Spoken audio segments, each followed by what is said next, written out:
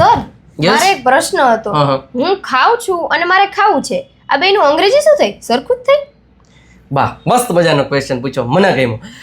આવા વાક્યોમાં મોટા ભાગના લોકો ભૂલ કરે છે અને તમે કરતા છો, પણ આજ પછી નહીં કરો એ મારી જવાબદારી છે. શીખતા જાજો, વિડીયોને લાઈક કરી દેજો.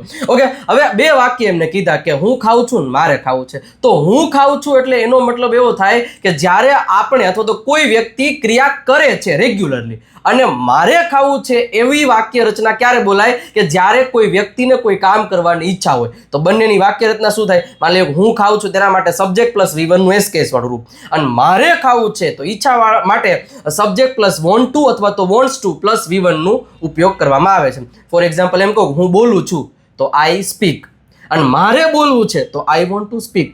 હું ખરીદું છું તો આઈ બાય, મારે ખરીદવું છે તો આઈ વોન્ટ ટુ બાય. સમજાણું?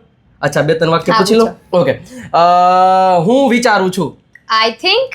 મારે વિચારવું છે. I want to think. હું પીવું છું, I drink. મારે પીવું છે. I want to drink. હા, સમજાણું? હવે તમને એક પ્રશ્ન પૂછો, જો એનો આન્સર તમારે કમેન્ટ સેક્શનમાં કહેવાનો છે. એક જ પૂછીશ, બે વાક્ય ને નકર તો તમને ખબર પડી જાય. અચ્છા, મારે રમવું છે, આનું સાચો આન્સર શું થાય? કમેન્ટ સેક્શનમાં કહેજો. આવી જ રીતે અંગ્રેજી શીખવા માટે ફોલોનું બટન દબાવી દેજો, લાઇકનું બટન દબાવી દેજો.